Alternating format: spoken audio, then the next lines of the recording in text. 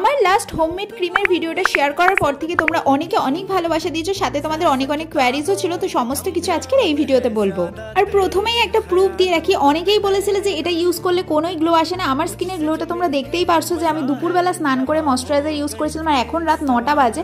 আমার স্কিনে কিন্তু এখন কিছুই অ্যাপ্লাই করেনি, আর গ্লোটা তোমরা দেখতেই পারছো।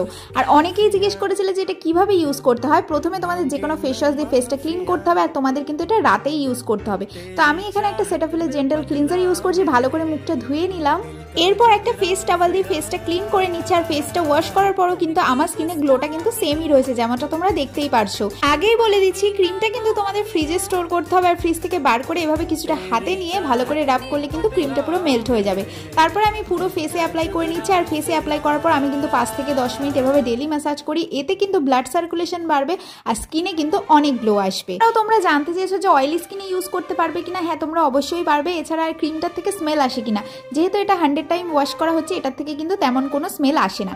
এছাড়াও আমি অনেক ফানি কমেন্ট পেয়েছি, যেমন ঘি খেলে নাকি ভূতে ধরে, তারপর ঘি খেলে নাকি মাথার চুল সাদা হয়ে যায়। আমি নিচে কমেন্টগুলো দিয়ে দেবো, তোমরা দেখে নিও। আমি তো আগে কোনোদিনও এরকম কথা শুনিনি। নাইট স্কিন কেয়ার এখানেই কমপ্লিট। আর তোমাদের যদি কিছু জানার থাকে তোমরা কমেন্ট বা ডিএম করতে পারো।